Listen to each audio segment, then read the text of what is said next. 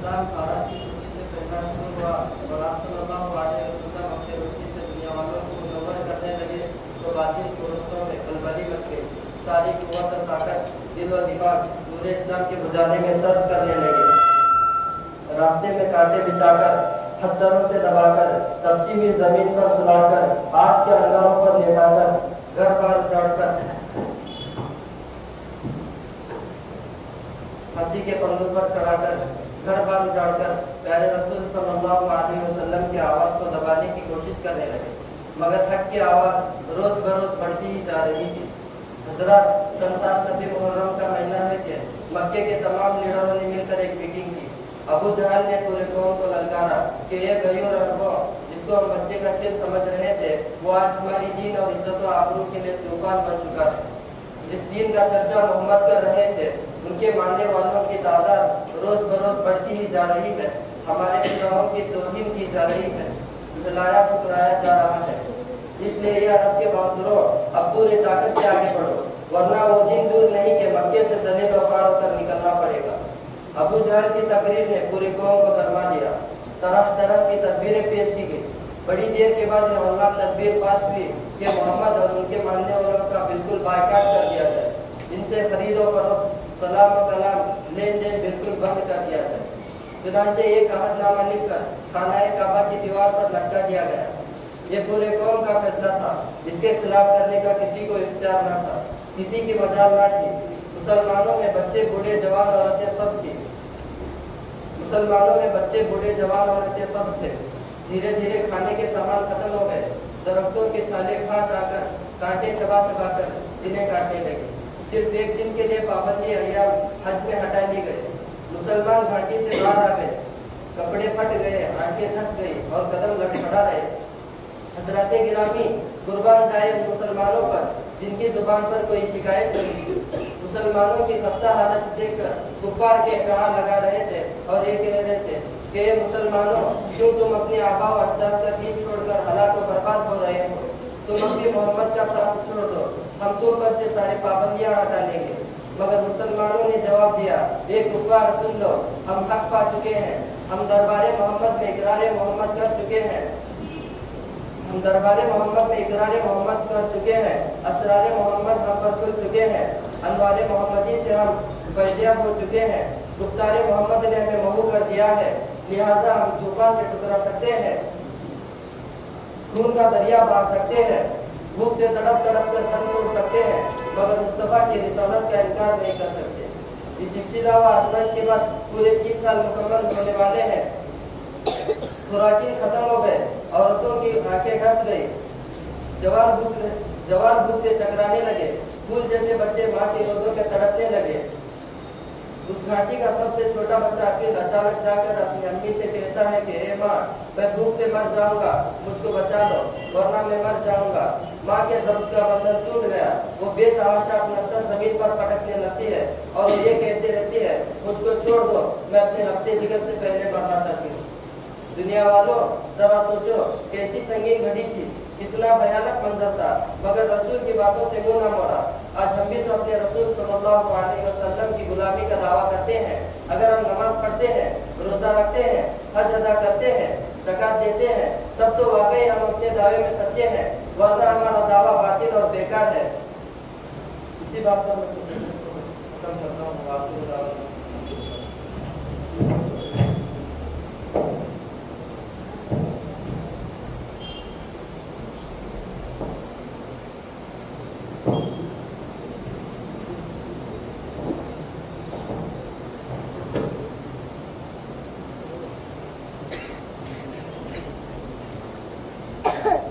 اب میں اگلے مقرر محمد زبیر آواز دیتا ہوں کہ وہ والدین کے مقام کے عنوان پر اپنی تقریر پیش کریں. محمد زبیر صوبہ مغربی.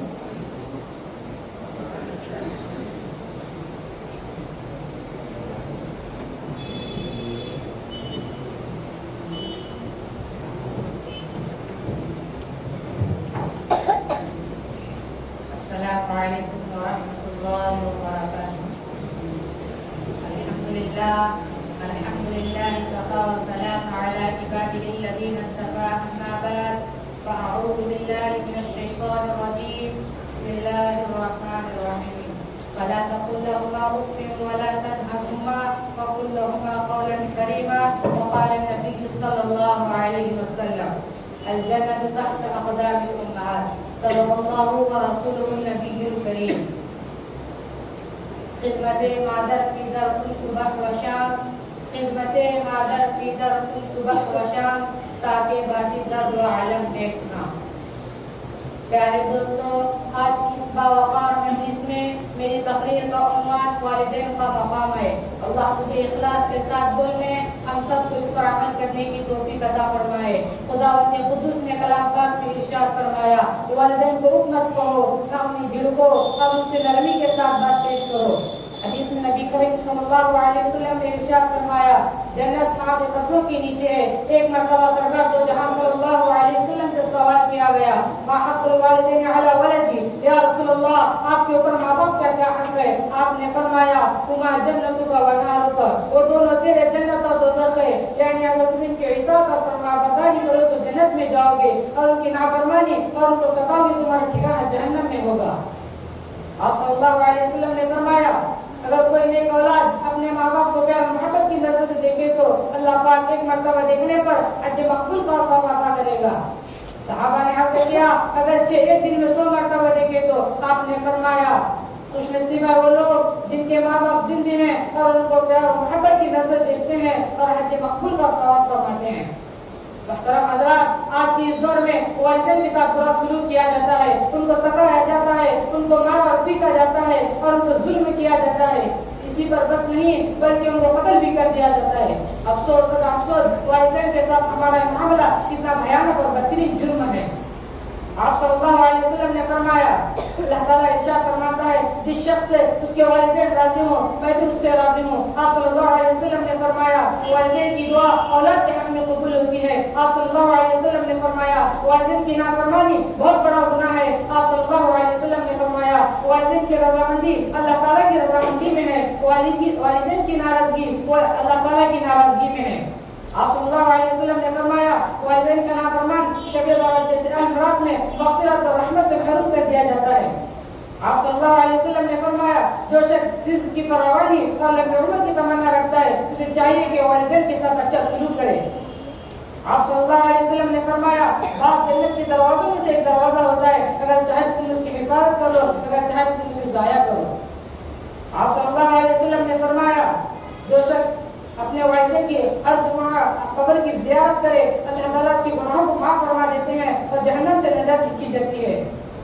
آپ صلی اللہ علیہ وسلم نے فرمایا، ایک صحابی اپنے والدین کو روتا ہوا چھوڑ کر جہاد کے لیے تشریف لے جاتے ہیں. آپ صلی اللہ علیہ وسلم انہیں واپس لوٹاتے ہیں اور کہتے ہیں، جاؤ ان کو ہنسو جیسا کہ تم نے ان کو رلایا. آپ صلی اللہ علیہ وسلم نے فرمایا، تمام فرشتوں میں اعلیٰ اونچا مقام رکھنے والے حضرت جبرائیل علیہ السلام بس دعا فرماتے ہیں، ہلاک اور برباد ہو جائے وہ انسان جو اپنے والدین یا ان میں ایک کی جو والدین یا ان میں کی آخر دعوانا الحمدللہ رب العالمین.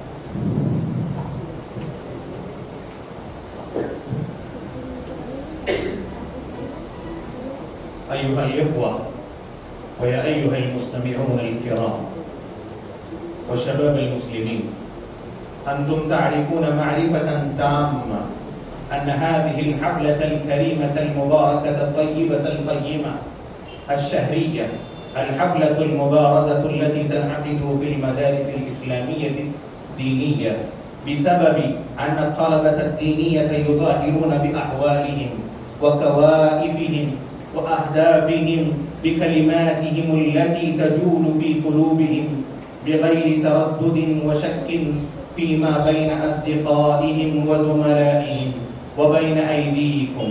التمسوا إلى حضوركم، استمعوا لهم وتشجعونهم. الآن أبدأ الخطابات العربية بتلاوة القرآن الكريم. أدعو الأخ محمد إلياس أن يأتي أمامنا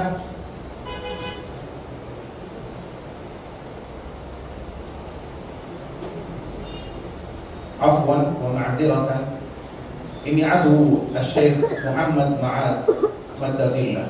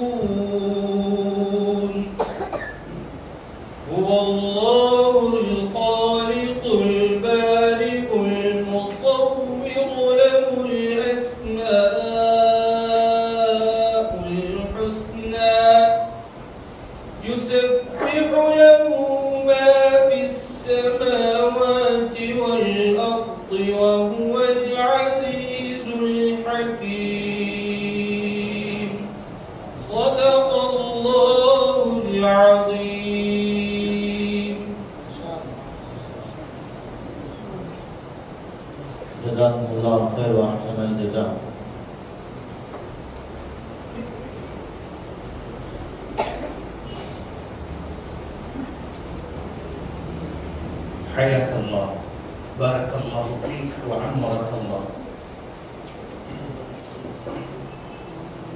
الآن أدعو الخطيب الأول محمد صوفي أن يأتي إلى المنصة ويخطب تحت عنوان فصل العلم.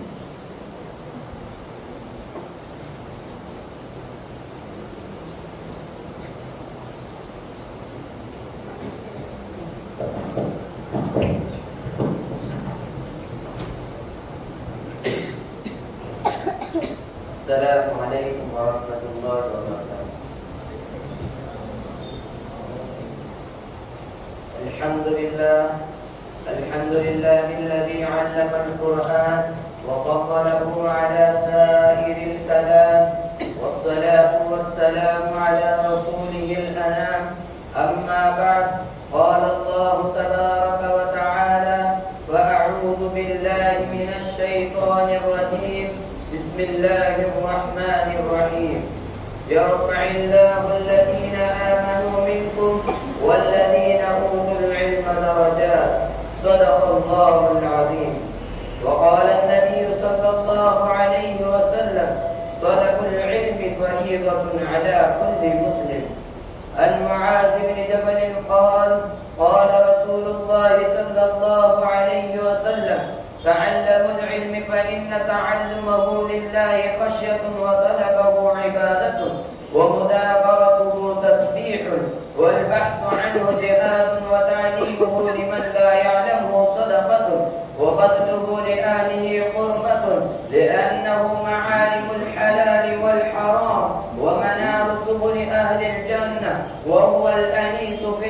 المعشة، والصاحب في الغربة، والمحدث في الخلوة، والدليل على السراء والضراء، والسلاح على الأعداء، والزين عند الأخلاء. يرفع الله به أقواما فيجعلهم في الخير قادة، تؤتخذ آثارهم ويقتدى بفعالهم وينتهى إلى رأيهم. ترغب الملائكة في مجالستهم وبأجنحتهما تحفهم، ويستغفر لهم كل رب ويابس وحيتان البحر وهوامه وسباع البر وأنعامه، لأن العلم حياة القلوب من الجهل ومصابيح الأبصار من الظلم. يبلغ العبد بالعلم منازل الأخيار والدرجات العلى في الدنيا والآخرة. التفكر فيه يعدل الصيام، ومدارسته تعدل القيام. به توصل الأرحام، وبه يعرف الحلال من الحرام، وهو إمام العمل، والعمل تابعه يلهمه السعداء ويحرمه الأشقياء. أسأل الله تعالى عز وجل أن يوفقنا طلب العلم والعمل عليه، وآخر الدعوانا عن الحمد لله رب العالمين. ما شاء الله، زادك الله فيك. وبعد، الطالب محمد حارث أن يأتي أمامنا ويكتب تحت عنوان خطبة في اتباع النبي صلى الله عليه وسلم.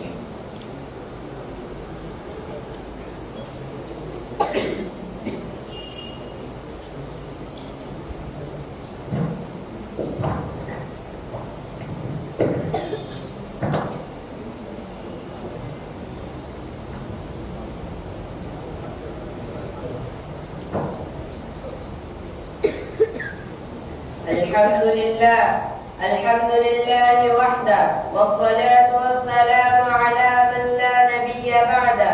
أشهد أن لا إله إلا الله، وأشهد أن محمدا عبده ورسوله. أما بعد، فقد قال الله تبارك وتعالى: أعوذ بالله من الشيطان الرجيم، بسم الله الرحمن الرحيم. قل إن كنتم تحبون الله فاتبعوني يحببكم الله ويغفر لكم ذنوبكم، والله غفور رحيم. أيها الحاضرون الكرام وزملائي في الدروس، أريد أن أتكلم أمامكم حول الموضوع صلى الله عليه وسلم في الاتباع.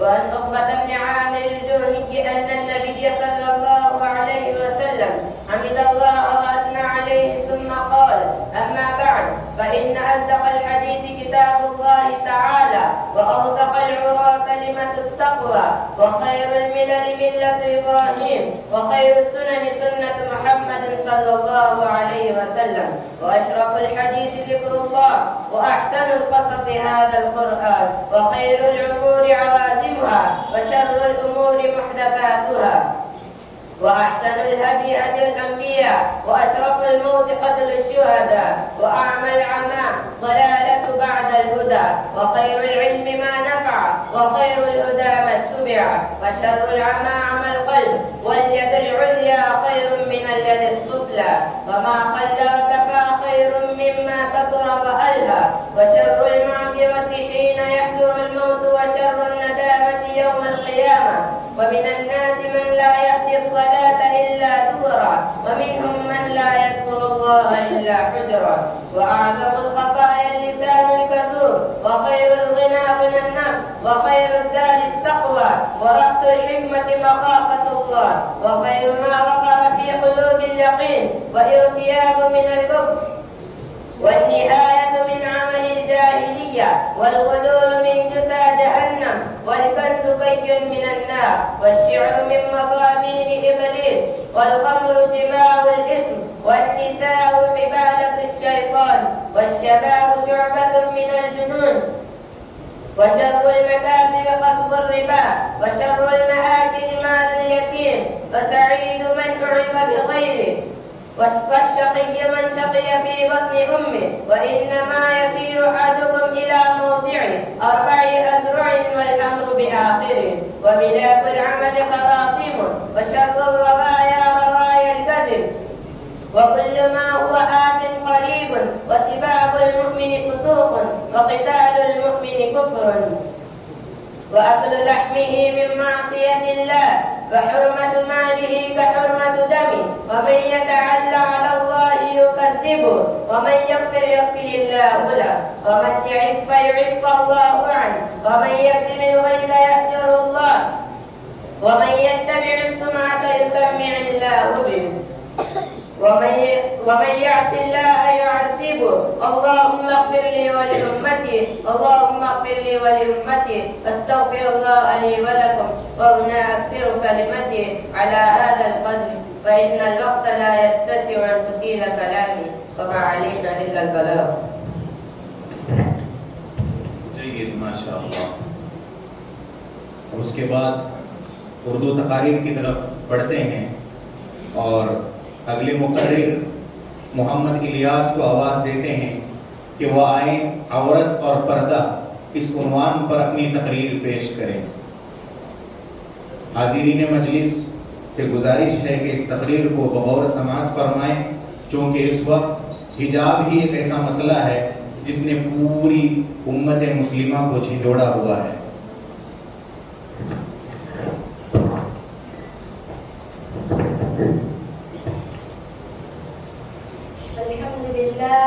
الحمد لله وكفى والسلام على عباده الذين اصطفى أما بعد فأعوذ بالله من الشيطان الرجيم بسم الله الرحمن الرحيم يا أيها النبي قل لأزواجك وبناتك ونساء المؤمنين يدنين عليهن من جلابيبهن صدق اللہ العظیم. بے پردہ جو نظر آئی کل چند بیبیاں بے پردہ جو نظر آئی کل چند بیبیاں اکبر زمین میں غیرت قومی سے بڑھ گیا. پوچھا جوان سے آپ کا وہ پردہ کیا ہوا؟ کہنے لگے کیا کل پہ مردوں کی پڑ گیا. محترم دوستوں، میں نے قرآن کریم کی ایک آیت کا ٹکڑا آپ حضرات کے سامنے پڑھا جس کے اندر نبی کریم صلی اللہ علیہ وسلم کو اس بات کی ہدایت دی گئی کہ اے نبی آپ اپنی بیویوں پر اور بیٹیوں پر اور تمام مسلمان عورتوں کو اس بات کا حکم کیجئے کہ اپنے اوپر تھوڑی سی چادر لٹکا دے. یعنی کلام اللہ شریف کی اس آیت میں پردے کا حکم نازل ہوا ہے. قرآن پاک کی ایک دوسری آیت کا ٹکڑا ہے وَلْيَضْرِبْنَ بِخُمُرِهِنَّ عَلَى جُيُوبِهِنَّ کہ عورتیں اپنے اوڑھنیوں کو سینوں پر ڈال لیا کریں. اس آیت سے بھی پردے کی جانب اشارہ ہے. مگر دوستو، جب مذہب اسلام کے روشن ستاروں سے کفر و الحاد، ظلم و جہالت کے بادل چھٹے، بے غیرتی اور بے حیائی کی تاریکیاں ختم ہوئے، قرآن پاک کے عدل و انصاف سے باطل کے لہراتے ہوئے جھنڈے گر پڑے، مظلوموں اور بے قصوں کو مساوات اور برابری کا درجہ ملا، خاص طور پر ان عورتوں کو جن پر ظلم و ستم کی چکی پس رہی تھی، مسائل و عالم کے پہاڑ ان پر توڑے جا رہے تھے. اسلام نے ان کو ظلم و پستی کی راہ سے نکال کر بلندی پر پہنچایا. ظہور اسلام سے لے کر صدیوں تک مسلمان عورتوں کی بڑائی کی گیت گائے دیتے رہی. اگر تاریخ کے اوراق کھولے تو غیر مسلم عورتوں پر مسلمان عورتوں کی فضیلت اور برتری دکھائی دے گی. لیکن دوستوں، دیکھتے ہی دیکھتے دنیا میں شیطان کے ڈنکے بجنے لگے. مسلمان عورت کو مکاری و عیاری کے پھندے میں پھنسانے کے ارادے ہونے لگے. مسلمان عورت کو اس کے گھر کے چار دیوار سے نکال کر عام سڑک پر بدنام اور رسوا کرنے کے اندر کوشش کیے گئے. اسے شمع محفل بنا کر درندے سے بد انسانوں کے حوالے کیا گیا. ان کی صرف ایک پردے کی مخالفت میں ہزاروں صفحات سیاہ کیے گئے. ان کی صرف ایک ہی صدا تھی کہ پردے کی گریباں کو چاک اور ریزہ ریزہ کیا جائے. وہ جو چاہے گل کھلائے. چنانچہ خواہشات میں ان پتھروں کے آرزوئیں پورے ہوئی. انہوں نے آہستہ آہستہ مسلمان خواتین کو بہکا لیا اور مسلمان عورتوں نے بھی پردے جیسے عظیم نعمت کو پیٹھ پیچھے ڈال کر مردوں کے ساتھ کاندھے سے کاندھا ملا کر چلنا شروع کر دیا. پھر نہ پوچھئے کہ ہمارا اسلامی معاشرہ کن کن خرابیوں سے دوچار ہو گیا، کتنی مصیبتوں اور آفتوں کا سامنا ہوا. بدکاری اور زناکاری عام ہوتے چلے گئی. مکانوں اور دکانوں، بستیوں اور جنگلوں میں برائیاں ہی برائیاں نظر آنے لگی. محترم دوستوں، اگر اسلام دشمن طاقتیں یورپ، امریکہ، پردے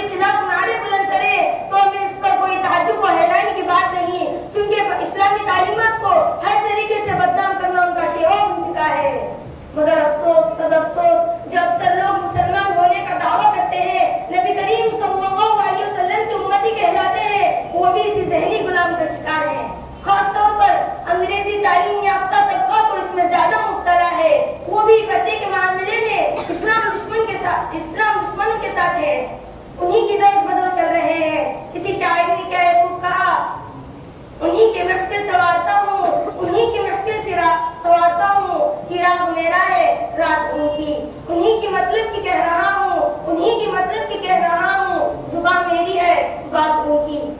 محترم دوستوں، آج پردے کے مسائل کو لے کر مناظرہ بازیاں اور مسموم نگاریاں ہوتی رہتی ہیں، پردے کے خلاف تحریکیں چلتی ہیں، پردے عورت کے لیے پردہ قید و بند سے تعبیر کیا جاتا ہے، کہا جاتا ہے کہ پردہ قید ہے، اسے وحشیت بتایا جاتا ہے۔ آج مغربی تحسین نے عورت کے شرم و حیا کی دولت کو لوٹ لیا ہے، کہتے ہیں کہ پردہ کرنے سے ترقی نہیں ہو سکتی۔ نتیجہ یہ ہے کہ آج ہماری خاندانی و معاشرتی نظام تو تباہ ہو چکا ہے، اخلاق و عادات، شرم و حیا کا جنازہ نکل چکا ہے۔ یہی وہ تہذیب ہے کہ جس نے عورت کو چراغ خانے بننے کے بجائے اس کے اندر شمع محفل بننے کا جذبہ ابھارا ہے۔ کسی شاعر نے کیا خوب کہا، رواجے بے حجابی خوشنما کانٹوں کی مالا ہے، رواجے بے حجابی خوشنما کانٹوں کی مالا ہے، نئی تہذیب سے ہوشیار یہ تاریخ اجالا ہے۔ خدا وحدہ لا شریک سے دعا کیجیے کہ خدا تعالیٰ نے اسلامی تعلیمات اور اسلام کے احکام پر چلنے کی توفیق عطا فرمائے اور ہماری معاشروں کو اسلامی معاشرہ بنائے۔ آمین ثم آمین وآخر دعوانا الحمدللہ رب العالمین۔ ماشاءاللہ، بہت خوب۔ دراصل پردہ ایک ایسا معاملہ ہے جو ہمارے معاشرے کا آئینی حق ہے۔ کچھ اشعار اس سلسلے میں میں آپ حضرات کے گوش گزار کرتا ہوں، ملاحظہ فرمائیں۔ اے دختر اسلام تیری جرأت کو سلام، کہہ دو ایوانوں سے یہ علن اعلان، ہے حجاب میری شان میری پہچان۔ ان با حجاب بہنوں نے آج یہ بتا ہی دیا، ان با حجاب بہنوں نے آج یہ بتا ہی دیا، ہے ان کی جرأت میں آج بھی سمیہ، ہے آج بھی ان کی جرأت میں عائشہ و صفیہ کی حیا، ان کی جرأت و ہمت میں آج بھی ہے سمیہ۔ مقام عبرت ہے ان کو جو کہتی ہے ماڈرن ہے زمانہ، مقام عبرت ہے ان کو جو کہتی ہیں کہ ماڈرن ہے زمانہ، جو چلتی ہے اس سوچ میں مردوں کے شانہ بشانہ۔ گزارش ہے میری ان بے نقاب خواتین سے، گزارش ہے میری ان بے نقاب خواتین سے، جو چلتی ہے بازاروں میں بے حجاب شان سے۔ خدا را چھوڑ دو بغاوت اسلام سے، خدا را چھوڑ دو بغاوت اسلام سے، بچا لو اپنی شناخت کو حجاب کرو اہتمام سے۔ ظالم آواز اٹھاتا ہے تو بس ہماری شرارتوں سے، ظالم آواز اٹھاتا ہے تو بس ہماری شرارتوں سے، نہ موقع دو اہل باطل کو یوں بے حجاب ہو کر، نہ موقع دو اہل باطل کو یوں بے حجاب ہو کر، نہ مانو گی تو خاک میں مل جاؤ گی تاریخ قرآن ہو کر۔ اب میں حجاب کے عنوان پر ایک نظم پیش کرنے کے لیے عزیزم محمد طفیل کو آواز دیتا ہوں، وہ آئیں اور حجاب کے عنوان پر نیا کلام پیش کریں۔ یہ ایسا کلام ہے جو ہمارے دلوں کو جھنجھوڑے گا، جو ہماری ضمیر کو جو ہے مخاطب کرے گا کہ کیسی ہے وہ ہماری بہنیں جو اپنے حق کے لیے پورے طور پر تبدو کر رہی ہیں اور قانون کے سامنے ایک مضبوط پہاڑ بن کے ٹھہری ہوئی ہیں۔ عزیزم محمد طفیل۔ ایک بوتل میں رکھو کیا ہے؟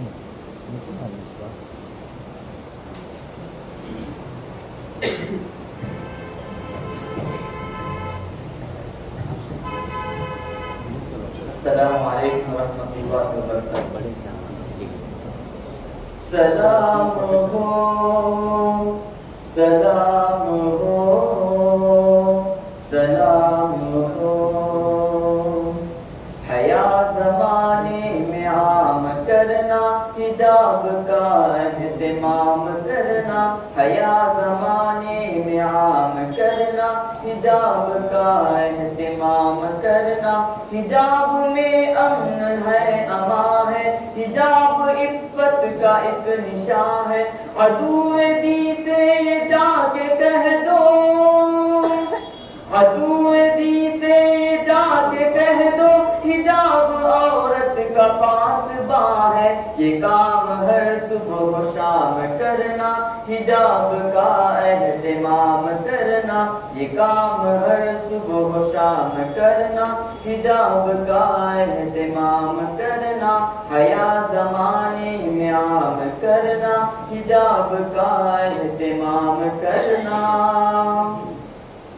حجاب سے رب کی رحمتیں ہیں، حجاب سے رب کی نصرتیں ہیں، مگر یہ سچ ہے اگر سمجھ لو، مگر یہ سچ ہے اگر سمجھ لو، حجاب سے دل کی لذتیں ہیں، حجاب لازم مدام کرنا، حجاب کا اہتمام کرنا، حجاب لازم مدام کرنا، حجاب کا اہتمام کرنا، حیا زمانے میں عام کرنا، حجاب کا اہتمام کرنا۔ حجاب سے شر ہے دور سارے، جگے ہوئے ہیں شعور سارے، ہمارے عزم و یقین کے آگے، ہمارے عزم و یقین کے آگے تو خاک ہے یہ غرور سارے، نظام دین کا قیام کرنا، حجاب کا اہتمام کرنا، نظام دین کا قیام کرنا، حجاب کا اہتمام کرنا، حیا زمانے میں عام کرنا، حجاب کا اہتمام کرنا۔ سلام عفت پہ ہے تمہاری، سلام ہمت پہ ہے تمہاری، نظام باطل لرز اٹھا ہے، نظام باطل لرز اٹھا ہے، سلام جرت پہ ہے تمہاری، برائیاں زیر دام کرنا، حجاب کا اہتمام کرنا، برائیاں زیر دام کرنا، حجاب کا اہتمام کرنا، حیا زمانے میں عام کرنا، حجاب کا اہتمام کرنا۔ مصیبتوں پر نہ غم کریں گے، ستم کرو ہم کرم کریں گے، حجاب پر ناز ہم کریں گے، حجاب پر ناز ہم کریں گے، یہ کام مل کر باہم کریں گے، چلو جہاں میں یہ کام کرنا، حجاب کا اہتمام کرنا، چلو جہاں میں یہ کام کرنا، حجاب کا اہتمام کرنا، حیا زمانے میں عام کرنا، حجاب کا اہتمام کرنا۔